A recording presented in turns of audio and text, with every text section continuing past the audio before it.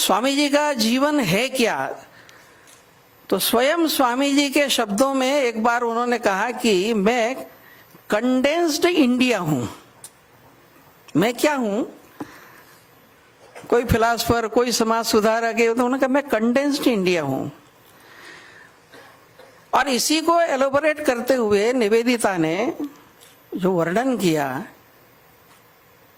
कि स्वामी जी ये condensed India थे। इंडिया उनके हृदय में धड़कता था, इंडिया उनकी नाड़ी के स्पंदन में था, भारत उनके रक्त और मज्जा के अंदर था, भारत उनका दिन का स्वप्न था, भारत उनकी दुखांत रात्रि थी। भारत का अध्यात्म, भारत की प्योरिटी, भारत की पावर, भारत का विजडम, भारत की डिविनिटी, सब कुछ उनके अंदर व्यक्त थी। तो एक ऐसा जीवन था। जीवन की दो तीन बातें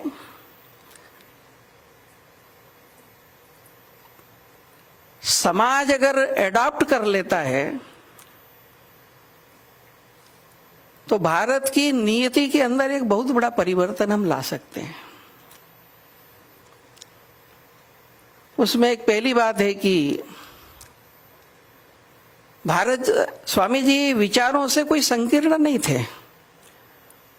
अपनी कोई कमी है तो उसको भी खुले मन से स्वीकारते थे, और बाहर कोई अच्छाई है तो उतने ही खुले मन से उसका भी स्वीकार करते थे।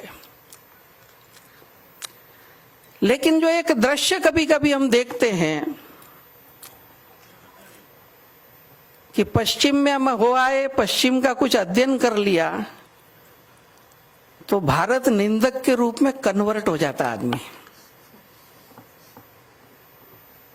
सब कुछ अपने यहां का खराब लगने लगता है। एक विचित्र इस देश के अंदर जो दृश्य हमने देखा, तो स्वामी जी के जीवन का एक प्रसंग हम सबके लिए प्रेरणा दे सकता है। स्वामी जी जब शिकागो वक्त लगभग 4 साल अमेरिका और इंग्लैंड सब जगह घूमे हुए, और 4 वर्ष बाद जब भारत लौटने लगे तो इंग्लैंड से आए हो। इस बीच में कई शिष्य बने थे, कई मित्र बने थे। तो जहाज पर जब चढ़ाने के लिए, विदा करने के लिए लोग आए तो एक मित्र ने पूछा कि स्वामी जी 4 वर्ष तक इस यूरोप में, क्योंकि भारत गुलाम था उस समय और यूरोप की समृद्धि की चकाचौंध थी, तो उसने 3 शब्द का प्रयोग किया। उसने कहा स्वामी जी 4 वर्ष इस glorious, luxurious and powerful west में जीने के बाद आपको अपना देश कैसा लगेगा?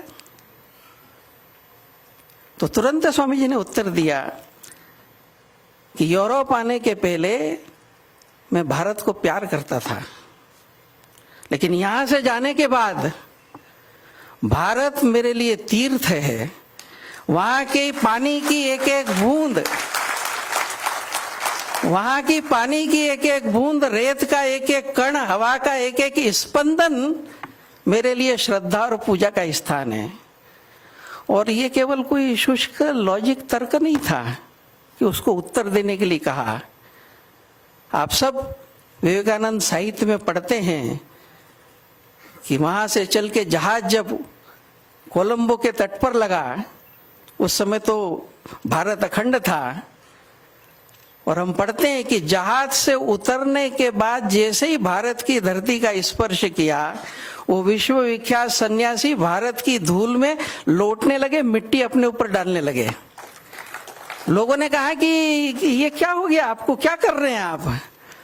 तो उन्होंने कहा कि मैं भोगवादी वातावरण में बहुत वर्ष घूम के आ रहा हूं, कुछ न कुछ जर्म्स आ गए होंगे, इस पवित्र मिट्टी को डाल दूंगा तो ठीक हो जाएंगे।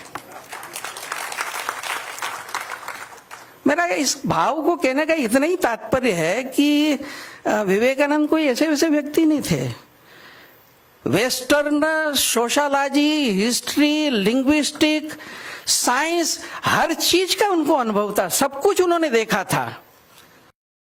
लेकिन वो देखने के बाद भी अपनी जड़ों से नहीं हटना। मैं समझता हूं कि आज का जो बुद्धिजीवी वर्ग है, आज के बड़े बड़े इंटेलेक्चुअल्स हैं, आज के बड़े बड़े चिंतनशील लोग हैं, हम अगर इस जीवन के इस पहलू को देखेंगे तो एक बात है,